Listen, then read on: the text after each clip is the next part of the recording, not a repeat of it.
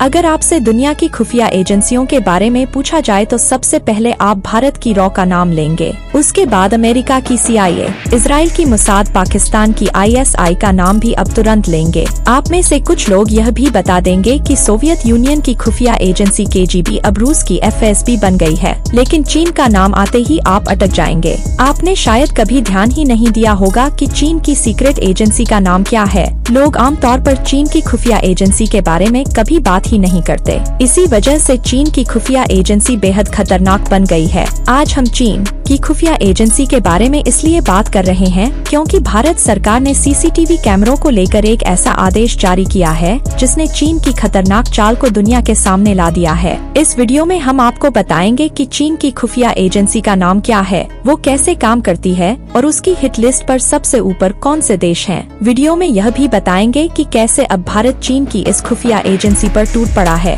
दरअसल चीन की खुफिया एजेंसी का नाम MSS है। MSS यानी मिनिस्ट्री ऑफ स्टेट सिक्योरिटी। पहली बार जानकारी सामने आई है कि चीन की मिनिस्ट्री ऑफ स्टेट सिक्योरिटी किस तरह से काम करती है। मिनिस्ट्री ऑफ स्टेट सिक्योरिटी के जरिए चीनी कम्युनिस्ट पार्टी विदेशों में घटने वाली घटनाओं की निगरानी और उन्हें प्रभावित करने के लिए गुप्त एजेंट्स के एक विश्वव्यापी नेटवर्क को संचालित करती है। एक रिपोर्ट के मुताबिक चीनी खुफिया agency ministry of state security का काम अब सिर्फ पारंपरिक खुफिया जानकारी जुटाना नहीं है, बल्कि चीनी खुफिया एजेंसी तो इससे कहीं ज्यादा आगे निकल गई है। भारत समेत पश्चिमी देशों में चीन की खुफिया एजेंसियों ने कई क्षेत्रों में पकड़ बना ली है। चीनी एजेंट्स की टीम में अब टीचर्स, प्रोफेसर्स, बिजनेसमैन, सेलिब्रिटीज, पत्रकार, NGOs, एक्टिविस्ट और बुद्धिजीवी सब शामिल हो गए हैं। यह लोग चुपचाप चीन के लिए किसी भी देश में काम करते रहते हैं, चीन का एजेंडा फैलाते रहते हैं। चीनी खुफिया एजेंसी ने तो कई देशों की स्थानीय सरकारों में भी अपने लोगों को शामिल करवा दिया है। यह लोग सरकार में बैठकर चीन के पक्ष में नीतियां बनाते हैं। इन एजेंट्स के जरिए चीन खुफिया जानकारी जुटाने के साथ साथ कई मुद्दों पर एजेंडा भी सेट करता है। आपने भारत और अमेरिका में ऐसे कई छात्र प्रदर्शन देखे होंगे जो ढपली बजाकर आजादी मांगते हैं।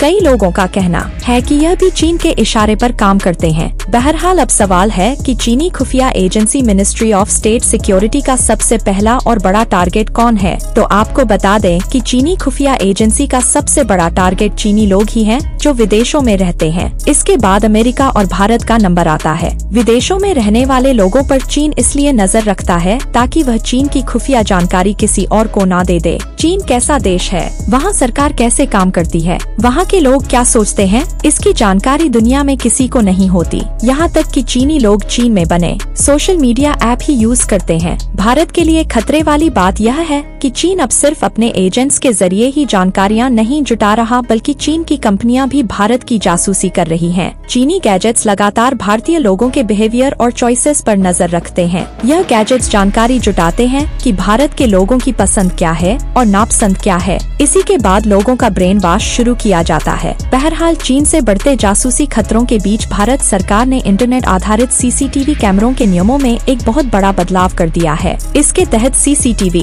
बनाने वाली चीनी कंपनियों को अपने हार्डवेयर, सॉफ्टवेयर और सोर्स कोड सरकारी लैब में परीक्षण के लिए जमा कराने होंगे। पिछले साल एक रिपोर्ट आई थी जिसमें कहा गया था कि चीन की कंपनियां भारत की जासूसी में शामिल हैं और इसके पीछे सबसे बड़ा हाथ चीन की खुफिया agency ministry of state security का है।